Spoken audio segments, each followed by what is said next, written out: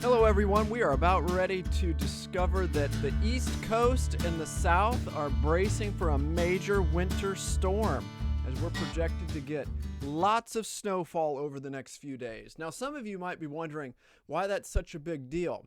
Well, I'm originally from the Midwest. We handle snow all the time. But the difference is I currently live in North Carolina, and certain segments of North Carolina and the South absolutely hate the snow, and everything will shut down for the next 48 hours or so. Maybe it will, maybe it won't, but it's sometimes interesting to see, in my experience, the different ways people try to talk about snow in the South, live with snow in the South, whereas growing up in the Midwest, we made it just something that we were used to and something that we tried to just live through. One interesting thing is that I remember one time we went back to the Midwest for Christmas, and my wife is from North Carolina, and we left here, and it was about 65 degrees or so. And we drove up there, and we got out of the car, and I looked down, and it was something like -15 with a -35 wind chill. And she was half frozen, didn't know what to do with it. But here's the interesting thing about that, is that she was just amazed by the fact people still got out when there was snow on the ground. And I said, yes, if not, we would be closed for months on end throughout the course of the year. So that's what we're getting ready for around here. This has been a busy week for me. We're trying to get ready for the International Society of Christian Apologetics in March. We're actually going to be hosting it at Southern Evangelical Seminary in Charlotte, North Carolina. The plan is to discuss this issue of social justice within the evangelical church, specifically how apologists should address the issue of social justice within the evangelical church. We've got a whole host of notable speakers that are going to be doing breakout sessions. We've got legal figures that are going to be discussing different aspects of it. We've got philosophers, theologians. We got a whole gamut of people, and I'm really looking forward to it. If you're interested, it is coming up, I think, the last weekend of March. You can go to the International Society of Christian Apologetics. I will be a plenary speaker at it, and we will have others that you can see listed on the website there. Now, one thing that I want to do today is I want to discuss this whole issue of worldview studies. And I think if you have been around sort of the church over the last 25 years in particular, the notion of Christian worldview studies has become incredibly influential and important. And we know sort of the line that goes on with it. You know, you raise your kids in the church, you teach them the Bible, but then they go off to college, and the Bart Ehrmans of the world, or somebody striving to be like Bart Ehrman, sort of deconverts your child. So if we introduce Christian worldview studies, we can help to alleviate this. Now, I'm fully behind the idea of training people before they go out into the world with apologetics and Christian worldview studies so that they can actively engage not only the college campuses, businesses, and much more. And I also want it to be sort of an issue of defending the faith for people who maybe are weak in the faith or something. Now, we could sort of break that down and diagnose all the different ins and outs of it.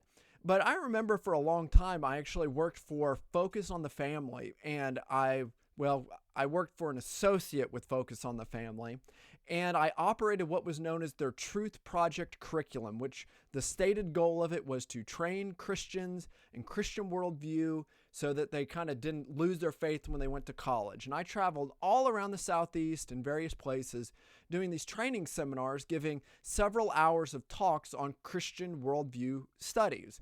And so much of Christian apologetics is that today.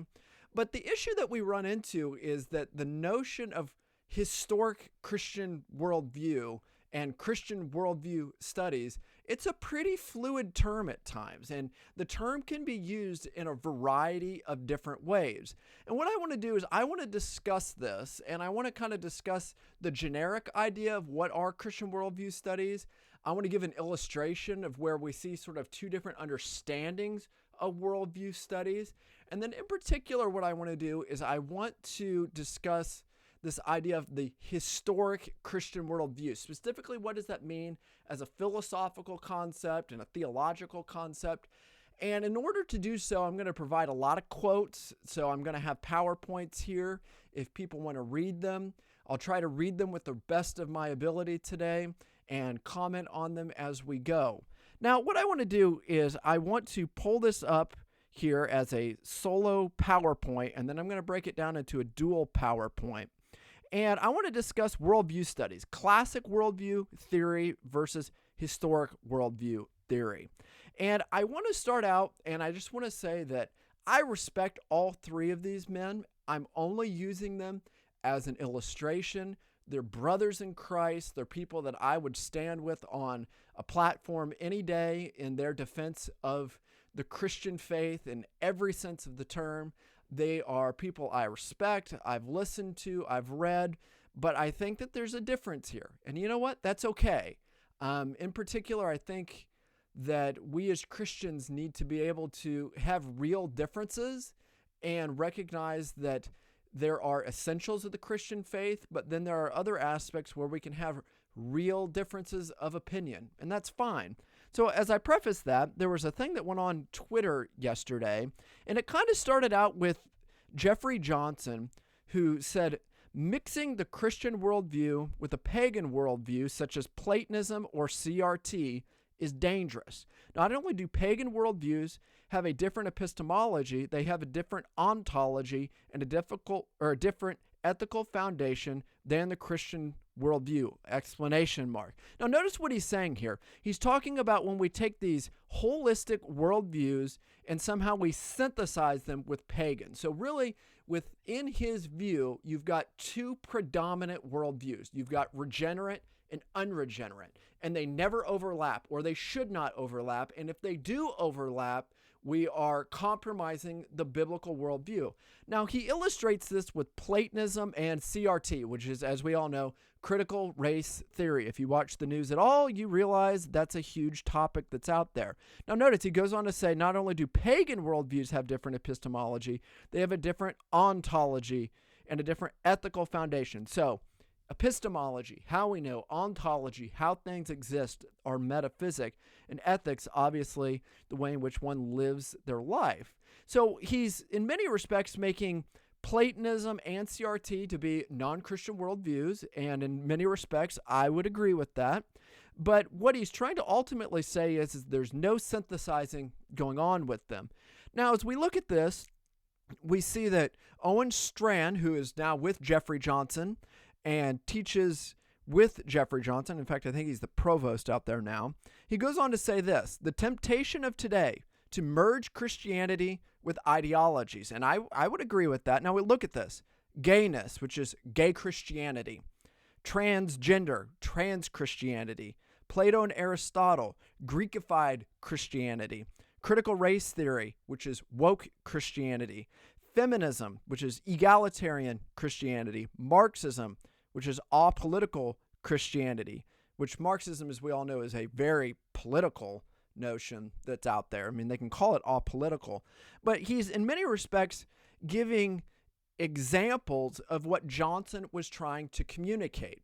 And what he's trying to say is it's this idea of unregenerate and regenerate ideas being synthesized, these holistic ideas that are incommensurable with one another, they're incompatible with one another, and that when we do try to bring them together in some kind of synthesis, we end up with all of these examples. Now, I think it's interesting that they both keep getting on all of these issues like Plato and Aristotle and critical race theory. And if you followed anything about these individuals, you know that they are not fans of Thomas Aquinas, and I think by logical extension, they shouldn't be fans of Anselm, Boethius, Augustine in particular, and a whole host of other figures within historic Christianity, because they did work within this idea of the broader Platonic Christian tradition and that idea, which it really doesn't mean that they're synthesizing Plato or any of that. What it really is this idea as it's used, as defined by Peter Kraft and other individuals, that there's a real world that's out there, a reality that's independent of us, in which there are unifying things in that reality that the mind can know. So for Plato, what he does is he gives us a world of forms. He postulates a world of forms. And through aspects of recollection, we come to know those forms, but then those forms help us to understand reality in that sense. or what could be the sense world reality as they relate to one another. Aristotle would deny that paradigm. He would still affirm the idea of forms, but he gives them a different postal address. Instead of being in an extra material world, he says, no, they're in real things. So he would agree that there are forms, that we abstract them, that there's a basis of metaphysics that are going on. But notice these are very naturalistic, simplistic ideas that we are explaining from them. But this idea of how Christianity looks at it is the fact that we give them an even different address. We realize that, yes, there are forms in this world, but yet there's something external to them. And in particular, the address that historic medieval Augustine and Aquinas, they had absolute agreement on this, is that these forms are divine ideas. And there's a whole bunch of debate right now on the relationship between divine ideas and sense particulars, but that's a lot of what they would call Greekified Christianity. And when you look at the breakdown of the Platonic tradition, it came through nominalism and Occam and into modern philosophy, which is a nominalistic expression of metaphysics and so on and so forth. So there's a lot that's going on with that. There's a lot that I would love to discuss with that, but it kind of goes beyond what we're doing here. And then obviously critical race theory. Now my issue with this is that not all of these things are on par with one another. It's one thing to affirm Aristotle's logic as it relates to the world. It's a totally different thing to buy into all of these other isms and schisms that they're putting into it. Now, there were responses to this, and I will show some of my responses to this here in a second. And let's look at that, and then we'll come back to another quote here. So I initially responded to Owen Strachan and his whole list, and I said idealism, which is presuppositional Christianity. And for anybody who recognizes the history of this kind of a debate that has gone on, we realize that in many respects, it is, as R.C. Sproul would say, Aquinas or Kant. Are you going to say that the way that people come to know the external world, is it that this notion where the mind conforms to objects, we have an external reality, or do objects conform unto the mind? Is it either a form of a priori knowledge or even a posteriori knowledge? I think they can be reconcilable. Or is it a synthetic a priori type of knowledge, which is this idea that not all knowledge comes from the senses. It doesn't all arrive from the senses. There's sort of this hybrid that's coming with the categories of Kant's understanding, where the concepts and the phenomena of the world are synthesizing with one another. We could get into much more of that. It's something that I actually like to discuss. Now, in response to this, we see that as we're looking at this idea of worldview studies, Josh Sommer is an individual who has also kind of responded to these individuals in this regard. And James White, and I love James White. I mean, who can't love James White? I have spent time with him. We went out to eat one time. I followed the dividing line, and I would wholly endorse his ministry. I'm not trying to degrade him as a brother in Christ at all. We may differ on this, but again, that's okay. That's something that's all right. And he starts off Colossians 2:8 and 9. And we all know what Colossians 2:8 and 9. It's the beware of philosophy passage.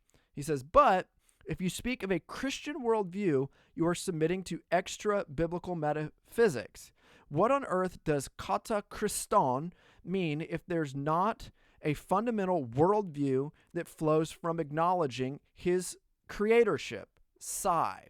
And in response to this, Josh said, I would say it's a submission to an extra-biblical epistemology which makes necessary the denial of a biblical metaphysics. Knowledge begins in the thing to be known, the world and God, not in us as an idea, central dogma, or view, he puts quotation marks, of the world.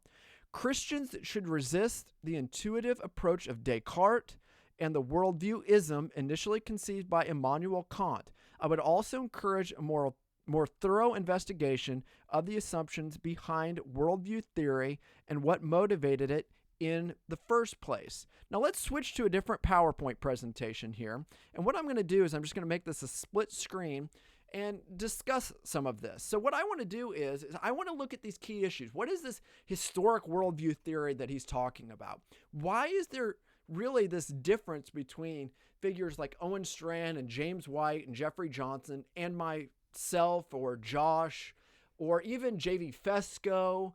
And I would put other figures on that side, R.C. Sproul, John Gerstner, a whole host of other people who would consider themselves more classical in their approach to apologetics. So here's what I think that we need to look at, some of the key issues. So this historic worldview theory in this idea, they do not like to allow for competing worldviews to share common ground or common notions between one another. 2, there is a united effort to not embrace things based upon the book of nature, natural theology, or non-Christian thinking. There's a definitive idea of what it means to think Christianly. There, as we're going to see later on, a specific, say, Christian science versus a non-Christian science. They ground it in a form of worldview or Christian worldview studies, which, as I will say, there are a variety of definitions to that term. A whole host of definitions to that term. We can't just say Christian worldview studies because there are multiple ways that people understand, use, and try to explain that. Now, what I want to do is I want to quote J.V. Fesco from his book Reforming Apologetics, which was very influential in my understanding of this topic. I'll just be outright with that. I think he got it correct. And he raises a question in this regard about worldviews.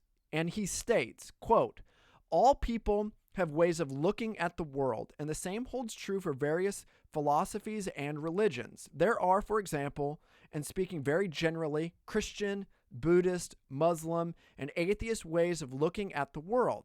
So if this concept is true and legitimate, how does the idea of worldview constitute a hurdle to the recovery of the book of nature for defending the faith?" Now, one of the things he tries to get at is that many people who are big into historic worldview studies, not classic, but historic worldview studies, and we'll look at what that means, they downplay this notion that we can do natural theology or that there's a common knowledge between all types of people. And that's why he's looking at this idea of why is this idea as he says, a hurdle to the recovery of the book of nature for defending the faith. And we're going to explain what that means. Now, what I want to do is I kind of want to give a background of worldview studies. I want us to understand a little bit of where they've come from. And I would say many people were first exposed to worldview studies through Francis Schaeffer. And I think that was where I was first exposed to it, the God who is there. And we see the idea of thinking in broader Christian versus non-Christian worldviews. And it's a means for understanding how do different people that we interact with view the world. And one of the things that Schaeffer taught us is that people think about the world differently as they answer essential questions about life. I mean, spend any time on the streets. You know, a lot of times I'm doing open air evangelism on college campuses or in downtown Raleigh or DC, various other places, and you will quickly realize anybody that you run into does think different about the world. But the real question is there anything that they have in common that they think about the world? However, the first main proponents to consider this idea from a Christian perspective was James Orr and Abraham Kuyper. The later, in his 1898 Stone Lectures at Princeton Theological Seminary, where he advocated for people to develop a holistic life or worldview. So the notion of worldview, I think, is possibly different between Schaeffer and Kuyper and James Orr. I'd actually have to do a little bit more study into that.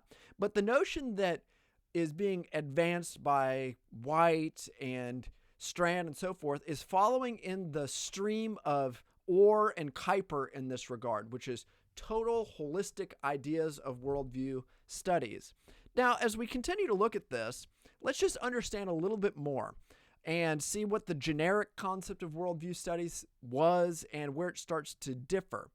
As we all realize, a worldview is how one views or interprets the world. That's the idea that's coming from.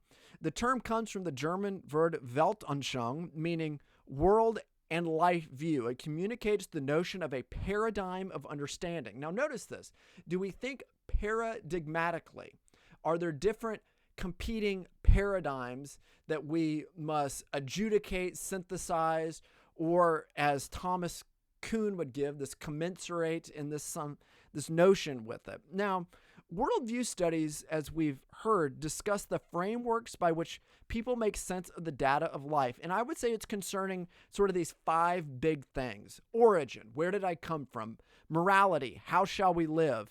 Identity, who am I? Am I made in the image of God? Am I nothing more than a material being? Is there something that is beyond my physical aspects? Getting into a real anthropology in that sense. Destiny, where am I going? Where am I going after I die? What's going to happen after I'm dead? Is there heaven? Is there hell? Do I cease to exist? Am I annihilated in that idea? And finally, the question of God. Who is God? Is there a God? What is God? Am I God? Is the tree God? All these different things come to culminate in the notion of what is a worldview, and how you answer those questions start to put together the notion of a paradigm of understanding reality. Now, there are many definitions of worldviews, and I just grabbed a few books off my shelf. This is not by any means a comprehensive list in any regard, but I think it's something that we can look at. N.T. Wright says worldviews have the presuppositional, precognitive stage of a culture or society. Wherever we find the ultimate concerns of human beings, we find worldviews. They provide stories, questions, identity, environment, evil, cultural symbols in this idea. So it's a comprehensive notion. It's the presuppositions, it's the precognitive ways that we view the world.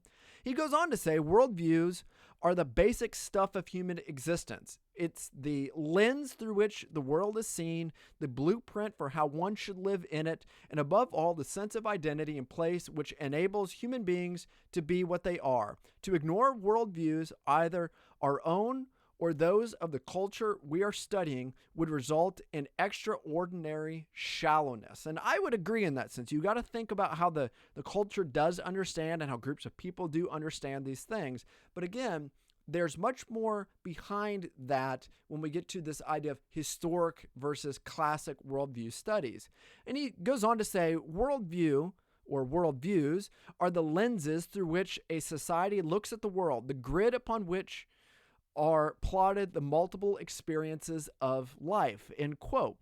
Another person to look at is Ronald Nash, and these come from his Introduction to Philosophy book. He says, a worldview then is a conceptual scheme that contains our fundamental beliefs. It is also the means by which we interpret and judge reality. He goes on to say, worldviews function much like eyeglasses. The right eyeglasses can put the world into clearer focus, and the correct worldview can do something similar. When people look at the world through the wrong worldview, reality does not make sense to them. Putting on the right conceptual scheme, that is, viewing the world through the correct worldview, can have consequences for the rest of a person's thinking and acting. We've all seen these ideas.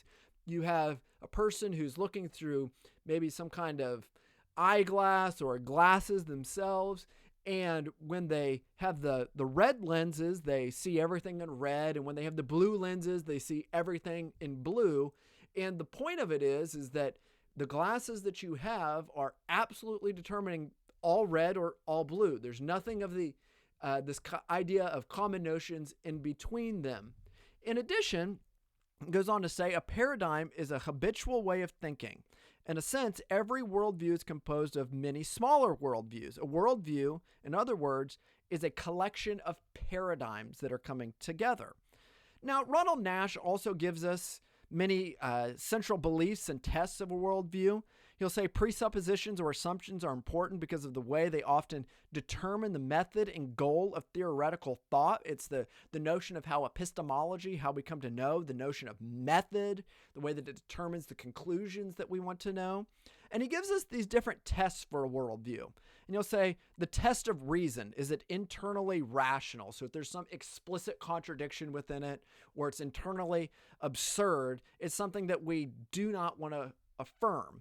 In addition, the test of the outer experience. Does it make sense of the external world? Can it not account for the reality that water is wet and concrete is hard, or the fact that as you live in this world, certain features must be put together? And finally, the test of practice. Can someone live consistently with this worldview. So you can claim that you don't believe in absolute morality, and then somebody steals your wallet in the parking lot and you quickly realize, wait a minute, I feel like this individual robbed me, that I've been stolen from, and I'm going to chase him down and get my wallet. Or better yet, what most people do today is they don't do hardly anything. They let their wallet run away.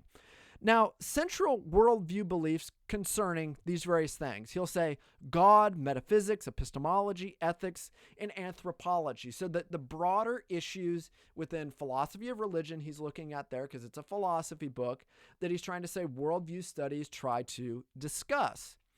Now, Norman Geisler gives us 7 major worldviews that generally are understood within worldview studies. And he'll say that there's theism, deism, atheism, pantheism, panentheism, finite godism, and polytheism. And let's just go through here to understand what he's getting at. He says theism, an infinite personal God exists beyond and in the universe. So it's the idea that God created the world, but he's not the world, that he's currently sustaining the world, and if God walked away or ceased to sustain the world, it would cease to exist, the vertical cosmological argument.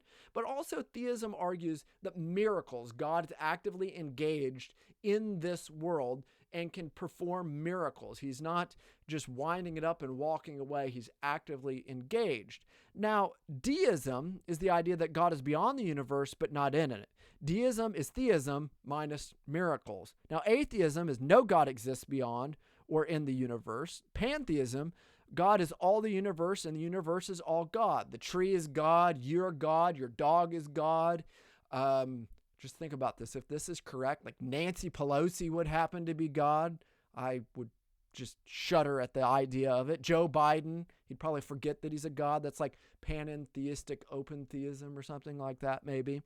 But then you have panentheism, which is the idea that God is in the universe as a mind, is in a body. It's also known as dipolar theism. It'd be like Hawthorne or individuals that are going to hold that God has 2 changing poles. I would almost argue that forms of theistic personalism border on panentheism. You have finite godism, which is a finite God exists beyond and in the universe. Polytheism, many gods exist beyond the world and in it. So think of, you think of India and its multiple gods, or Mormonism with its multiple gods, and different things related to it.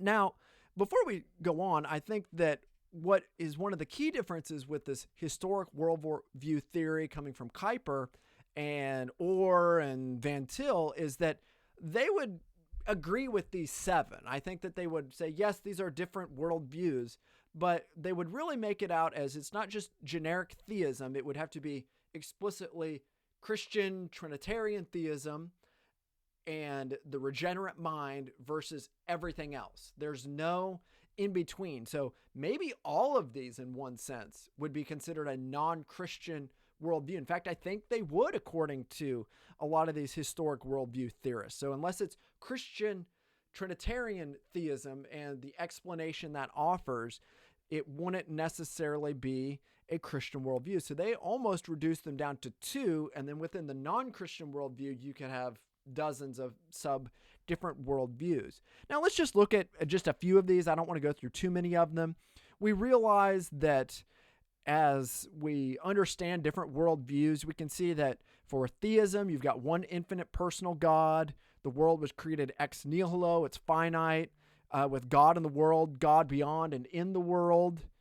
Miracles are possible. Human nature, soul and body, immortal, origin evil, the end of evil, just different ideas. Whereas polytheism on the other side would be multiple finite personal gods. The world was created ex materia. It's eternal. God's in the world because there's multiple ones. And we find that there's all these different ideas. The point is that they ask different questions related to God, God in the world, miracles, human nature, human destiny, the origin of evil, the end of evil, the basis of ethics, the nature of ethics, and the history and goal of life or the world or the purpose of humanity in that regard. And these are many of the respects what has become what has become worldview studies within evangelicalism today. There's so many things that we could say, but let's keep going here. Now, what I want to do is dive into this second topic. And what I'm going to do is I'm going to provide a lot of quotes, and I'm going to read those quotes and comment on them. I know for some, they don't always like to hear those. They like to have like the live broadcast idea. Well, we're not going to do that today. I want to be a little bit more nuanced here. And many of these quotes are going to come from J.V. Fesko's Reforming Apologetics book. I would encourage you to buy it. I think it's worth reading. I think it helps explain why individuals like Josh and myself are willing to say the things that we are saying about worldview studies and where we're coming from. Now, he goes on to say things in this, J.V. Fesko, and he's going to argue for classic worldview theory versus historic worldview theory. And here's what we need to know. In Reforming Apologetics, Fesko argues that the historic position of the church is the light of nature, and the concept of common notions entails the validity of natural theology. So classic worldview theory is going to argue that there are notions in the world, common notions that all people can understand, and that there's a unity amongst anthropology in that sense, all human beings, because it's part of the light of nature. Now, this idea of common notions, or sometimes innate natural knowledge of God, properly describes how human reason can function in a post-fall world. So we're not just talking about Adam, we're talking about those in a post-fall world, those in the lineage of Adam. Now, Fesko argues that this type of realism, which in many ways is the manifestation of the Platonic tradition, finds its roots in Plato, Aristotle, and then as Christians continued it, Augustine, Boethius, Anselm, Aquinas, Calvin, both the early and late reformers, the Princetonians. I would add Edwards, we could add Gerstner, we could add Sproul, and a whole host of other individuals. And what it is the notion of light of nature and common notions, natural theology, reason that's shared between all people. It's not that the fall totally destroyed, annihilated reason in the unbeliever, and it's not that they're just borrowing from the believer's Christian worldview. Rather, it's that there are fundamental features of reality that all people can know. Do they mar it? Yes. Do they come to false conclusions? Yes. Do people have inadequate understandings? Yes. And as Fesko will look at later, does being born again make a radical difference for how you actually engage and interact in the world? Yes, but we need to look at this a little bit more to understand that there is an essential difference. Fesko claims common notions and the light of nature are the Bible's depictions of common grace and the common ground found between the believer and the unbeliever.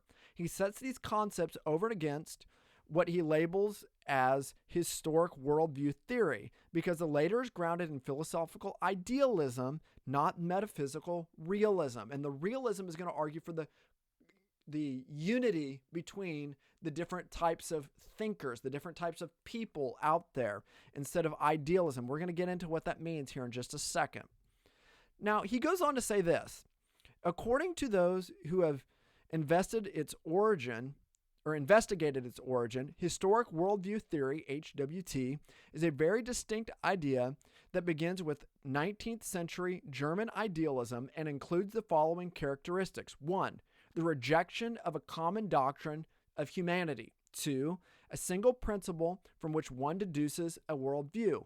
3, an exhaustive, systematic explanation of reality. And 4, the incommensurability of competing worldviews. These aspects of historic worldview theory create an inhospitable environment for the historic reform appeal to the book of nature. The increased use of historic worldview theory is inversely proportional to the decreased use of the book of nature. So what he's trying to say here is that as a common doctrine of humanity starts to go away, and this idea of a single deduced principle of a worldview, a holistic slamming down of it, the absolute color of red must be seen, or the absolute color of blue. There's nothing that these two have in common.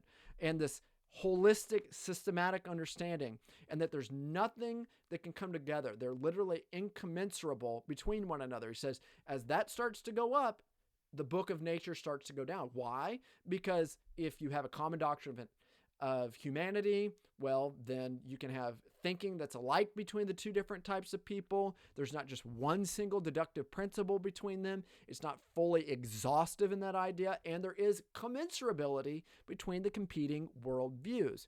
He goes on to say, this chapter argues that HWT is contrary to the teaching of the scriptures because it rejects a common doctrine of humanity. The Bible clearly teaches that all people bear the image of God. All people, by virtue of their creation in God's image, have common notions. Also problematic is the claim that a worldview must present an exhaustive explanation of the world. The Bible does not provide an exhaustive view of reality. The Bible certainly addresses the key elements of God, humanity, and the world, and thus has implications for all of life, but it does not address all things. So look at what he's saying here. It's saying that HWT rejects a common doctrine of humanity, and he fleshes that out by saying, because people are made in the image of God, they have rationality, and that's something that all people at all times and all places will have, namely the image of God. But what comes along with that is all people at all places and at all times have reason that can function, and it can function enough to know that from creation, there is a creator.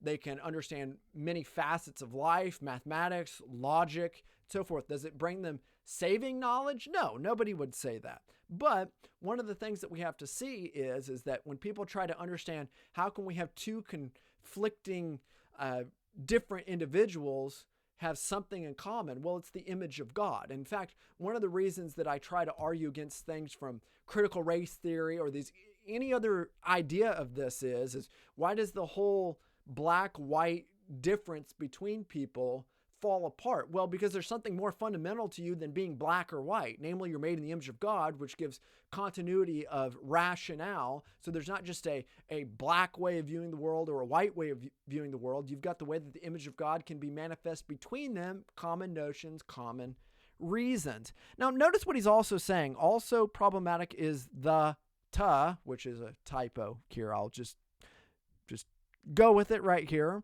Worldview must present an exhaustive explanation of the world. Now, what he's going to say is that the Bible does not provide an exhaustive view of reality. It tells us what we need to know about God, but it doesn't get down to every detail. Now, we could give examples. It doesn't teach you how to change the tire on your car. It doesn't teach you how to change the spark plugs. It doesn't teach you how to fix your deck or any of these ideas. But when the Bible does speak about these things, it certainly addresses key elements about God, humanity, the world, and so on and so forth. But is there, as it would say, a distinctly Christian view of making Kleenexes or a distinctly Christian view for how to get your internet up and going that non-Christians somehow cannot figure out, or that they have to borrow from the Christian worldview? He would say, no, there's a common doctrine of humanity because there's the image of God in all people, which gives us common knowledge between the two different groups. Now let's keep going here. He goes on to say, if the Bible provides an exhaustive view of everything, then as some worldview advocates argue, the Christian worldview must stand in complete antithesis to all other worldviews. There would be a unique Christian view on everything, because the Bible exhaustively explains all reality, and it is morally incumbent on Christians to follow its teachings. The Bible must be the only foundation for all knowledge. The Bible, however, presents a very different picture. It explains that Christians and non-Christians possess a shared knowledge of the world and even God's existence. They share God-given common notions. Now, common notions comes from the Westminster Confession, he's going to say here, and this notion that there are common notions, you find it used even in Van Til. Now, Van Til may use it differently, he's going to say, or maybe inconsistently, but the point is that he's trying to say is that one group of people are saying the Bible provides an exhaustive view of everything. I mean, there's Christian Kleenexes, there's Christian light understandings, and there's Christian, you fill in the blank. I mean, the examples could go on and on. And like he says, the Bible must be the only foundation for all knowledge. But the Bible doesn't necessarily present that picture. The Bible deals with a limited amount of things, and when it does deal with them, it speaks truthfully, but it doesn't speak exhaustively about everything. Now, can you deduce principles about other things? Can they apply beyond that? Of course. But as we're going to see here, Historic worldview theory requires all or nothing in its idea of worldview theory. Now, he goes on to say this: Christians undoubtedly stand in antithesis to non-Christians, but not at every point of their existence. There's a place for common notions, not because we capitulate to sinful human autonomy, but because we rightly recognize that God has created all human beings in his image. This means that we can engage unbelievers in dialogue and have genuine communication with them because we share a common divinely given image, and because even in spite of sin and its noetic effects on human reason, we share common notions about God, the world, and even God's law. The common notions do not sideline the absolute necessity of the Spirit's sovereign work of grace and regeneration, the only means by which fallen human beings will ever accept the special revelation of the gospel of Jesus Christ, or of Christ. But these common notions mean that we do not stand in antithesis to every point of interaction with the unbeliever. So it's not that there are only red and blue. What we find is that there are some things that both of them share. There's a common doctrine of humanity in between them. Now, as you get into finer points of detail, yes, that can change. He's not going to deny the fact that there are antitheses between the way Christians and non-Christians think.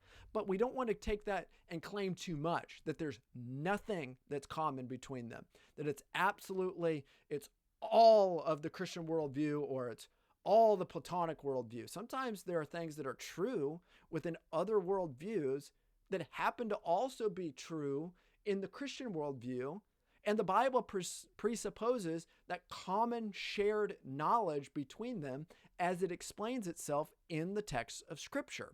For example, do you think that somehow the use of logic coming from Aristotle's analytics and his concepts that are coming from there are somehow incompatible with what the Bible is teaching? And the Bible doesn't give us a whole explanation of logic and what are if-then conditionals, either-or conditionals, hypothetical syllogisms and disjunctives and all these different ideas. In many respects, the Bible presupposes that humanity thinks this way. It recognizes them, and if Aristotle happened to be the person who formally canonized them, there's nothing wrong with that. I can take Aristotle's work in that regard and use it.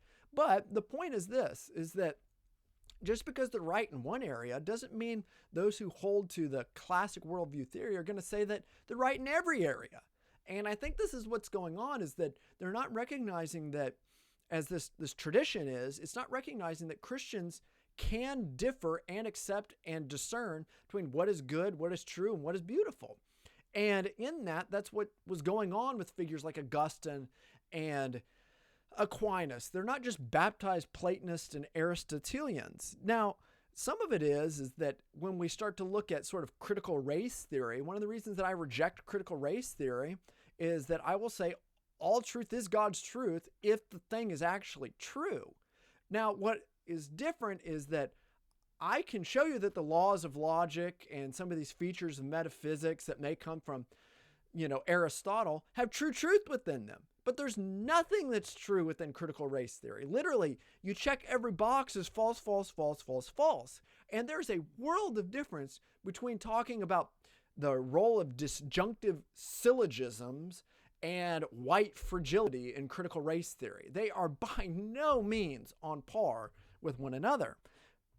So he goes on to say this: the term worldview is quite common in evangelical and Reformed circles, likely due to the popular and influential nature of Kuyper's 1898 Stone Lectures at Princeton Seminary, where he advocated the need for Christians to develop a holistic life and world view. But seldom has anyone questioned the historical origin of the term and concept. Proponents of the worldview concept acknowledge that the term originated with 19th century German philosophy and the term Weltanschauung, but few drilled down below the surface and explored specific philosophical content.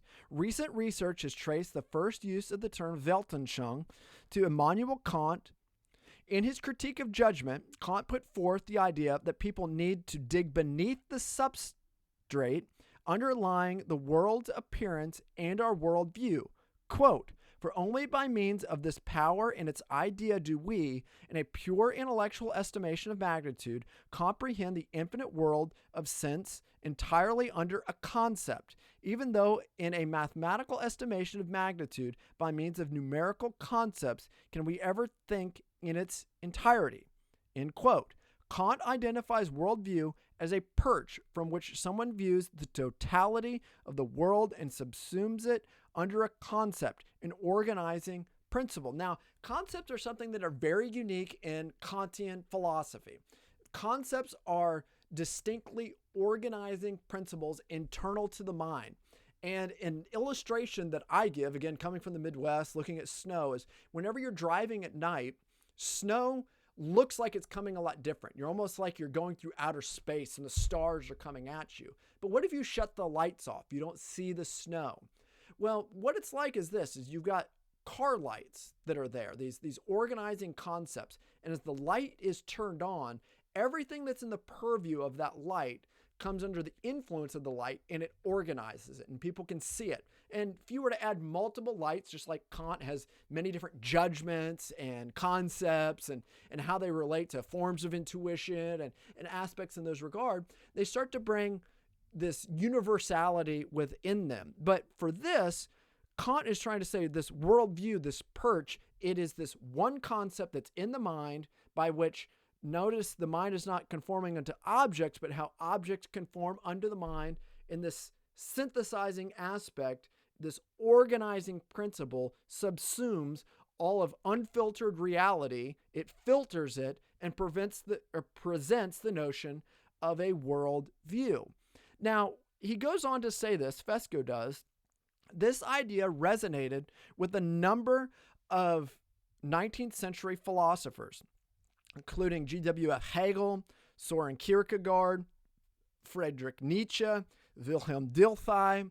Dilthey offers one of the more sustained explanations or explorations of the concept, so we can focus attention on his view. He has been described as the father of historic worldview theory because he first presented a systematic treatment of the subject.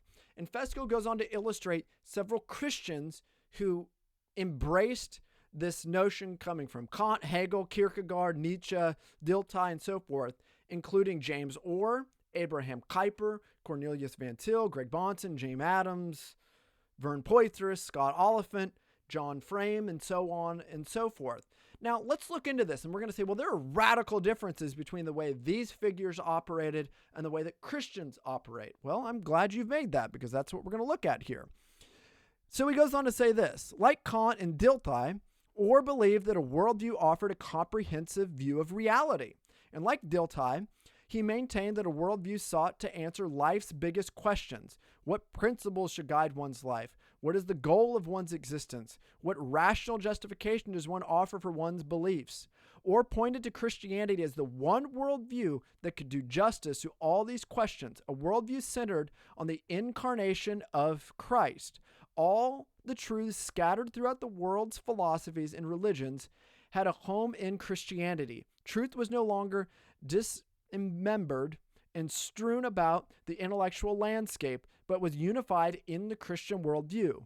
Orr was also acutely aware of the antagonism between the Christian and non-Christian worldviews, recognized the mutually exclusive claims of Christianity and other worldviews, and concluded they were incompatible. Skipping ahead from a large quote, Orr believed that Christian and non-Christian worldviews were incompatible and consequently stood in antithetical relationship to one another. Now, let's continue here. Orr appears to have embraced and rejected key elements of HWT, though it is not clear whether this was intentional. Orr embraced the idea that a worldview provided an exhaustive answer to life's key questions, but he disagreed regarding the source of the knowledge. Dilthey located the origin of knowledge in man. Now here's the key thing, whereas Orr places it in revelation. Moreover, Orr had confidence that Christianity could be king of the hill because of its divine origins. but it appears that Orr uncritically used a key element of historic worldview theory, namely the scuttling of a universal view of man. Dilthey rejected natural law and on this basis claimed that the various worldviews were hopelessly incompatible because no commonly shared assumptions. Dilthey believed that the various worldviews stood in irreconcilable antithesis to each other, or offered the same conviction in different garb, declaring that Christians and non-Christian worldviews stand in antithesis, or embrace the historic worldview theory tenet of the incommensurability of worldviews. Now notice what he's looking at here.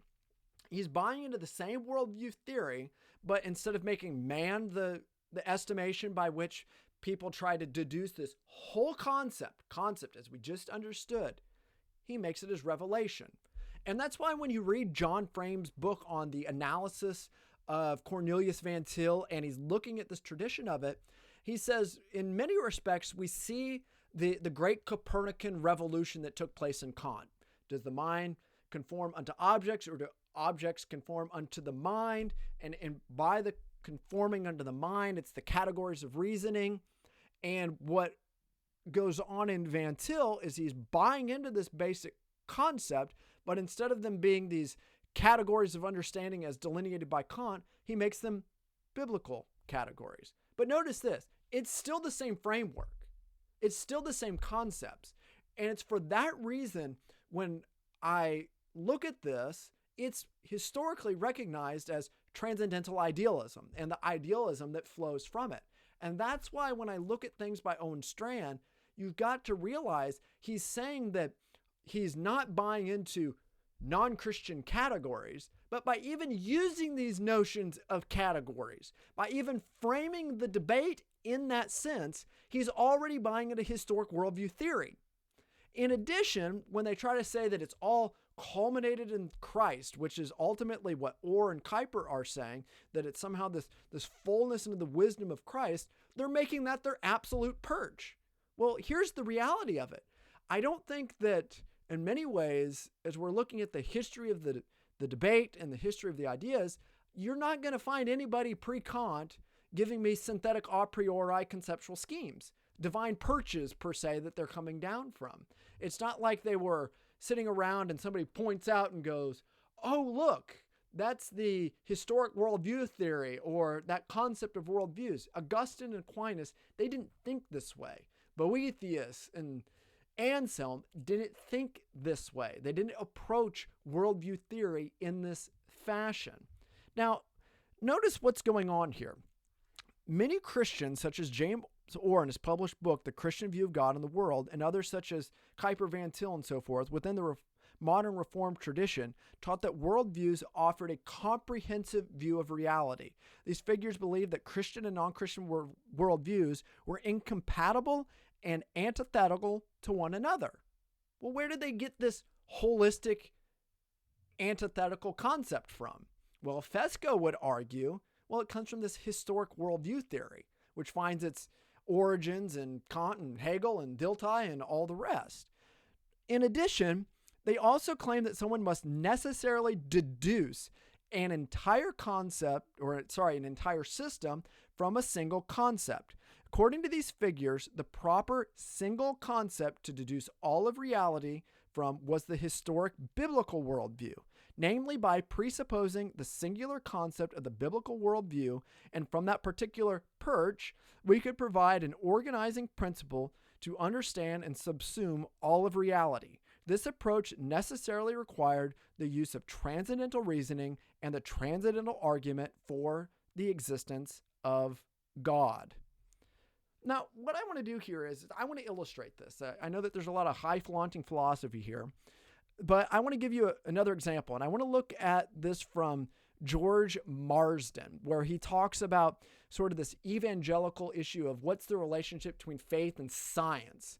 And we recognize the debate that came about. The key issues that we were dealing with was what is the relationship between Christianity and the hard sciences, and say that the evolution debates and all these things that we've seen for decades and hundreds of years.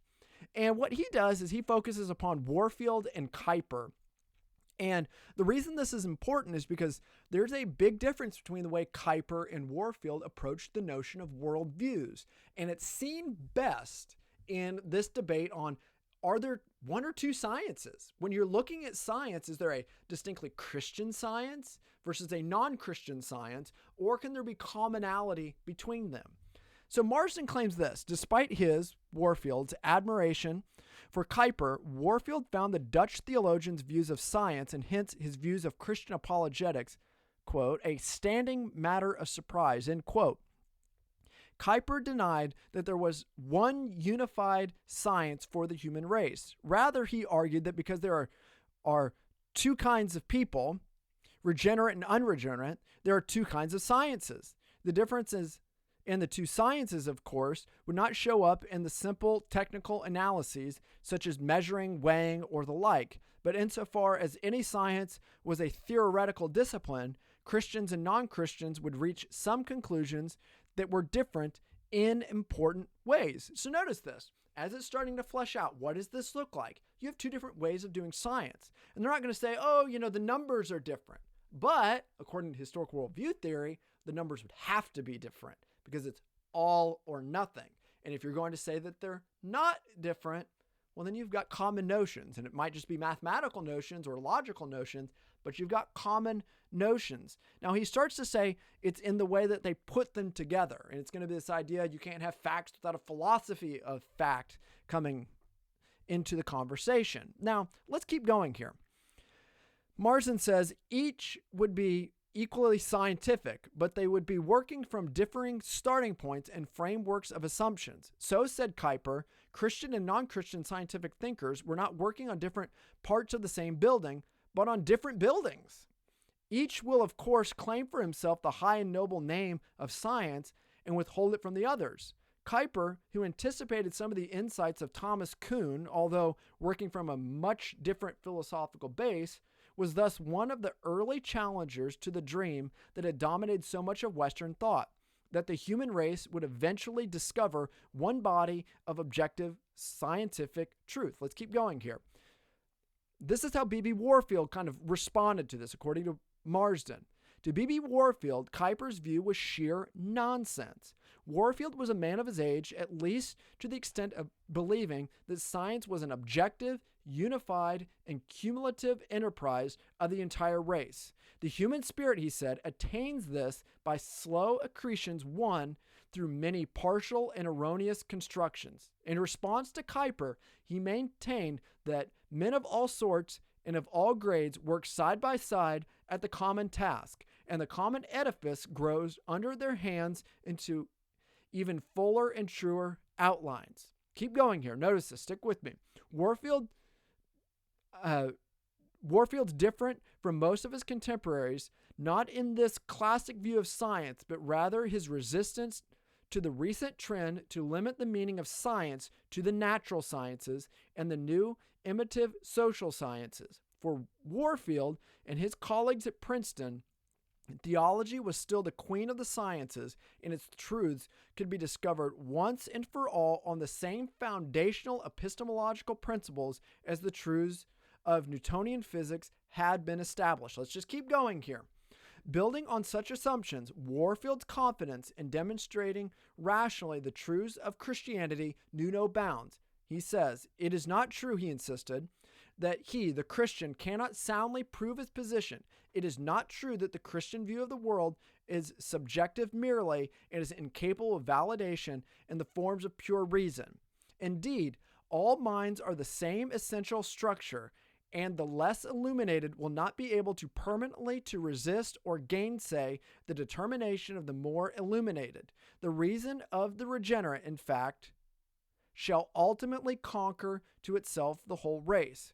With such a prospect for total apologetic victory, Kuyper's insistence that science or rationality for regenerate and for the unregenerate operating in different frameworks seemed to Warfield to border on cowardice. As long as science was the common task of all people, said Warfield, it is better science than ever in the end wins the victory.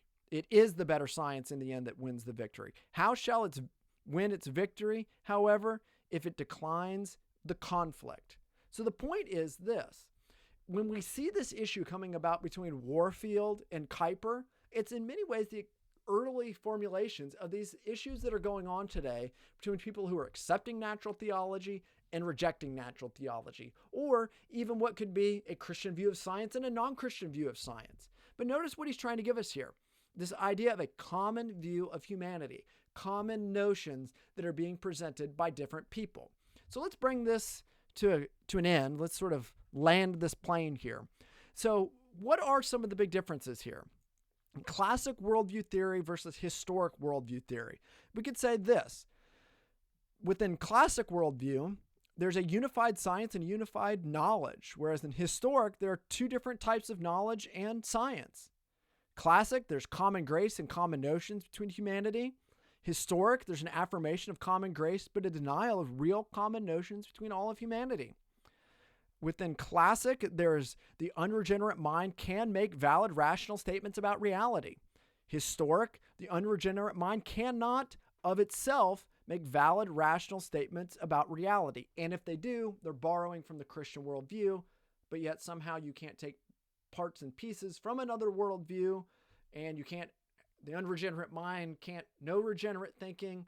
I think there's a grave inconsistency when they make that kind of a claim. Within classic, there's a unity of truth, whether the Christian or the non-Christian finds it.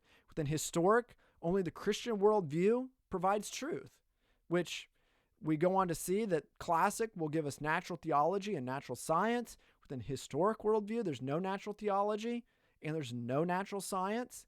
Classic worldview theory is based on philosophical realism, maybe broadly Christian Platonism, or what has been defined as naive realism later on with figures like Thomas Reid.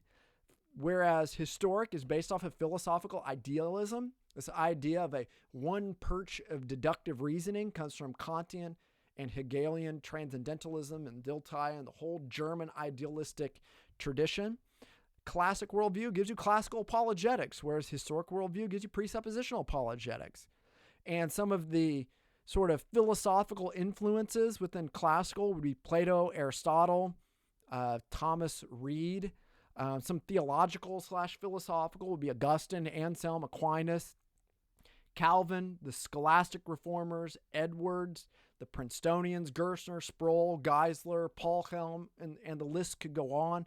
I don't just share all those names just to like count noses, but to show it is sort of the classic view that's been handed down to us. Whereas within presuppositional apologetics, finds its origins philosophically in Descartes in one sense. I know he's prior to Kant, but this idea of this rationalism, the idea that we're starting in the mind and not starting in reality, but more formally in Kant and Hegel. Now, I'm not saying that all people who are presuppositionalists are Kantian or Hegel, but I'm saying the paradigm that they're looking at, the way that knowledge functions and justification of propositional claims are Kantian and Hegelian in certain respects. So I don't get sort of chewed out for saying that. But finally, theologically, they're coming from Orr, Kuyper, Van Til, Bahnsen. White is an example of this today. Oliphant's an example of this today. Poythress, J. Adams, and so on and so forth. So what I want us to see here is that these are key issues that we need to look at. And I'm all in favor of worldview studies, but it's which type of worldview studies. And I would encourage you to buy Fesco's book, to understand his book, to look at the way that he's looking at the role of these ancient philosophers and the role of science and how Augustine and Anselm and Aquinas and Calvin give us this idea of common notions.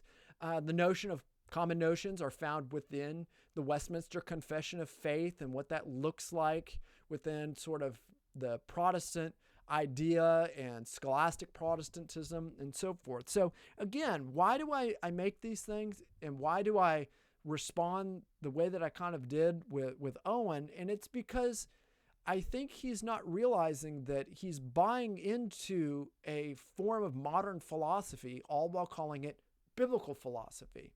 But if we look at the presuppositions of presuppositionalism, we see that historic worldview theory is just as much an expression of modern philosophy as all the things that he was trying to delineate and cause us to dismiss within his tweet a few days ago.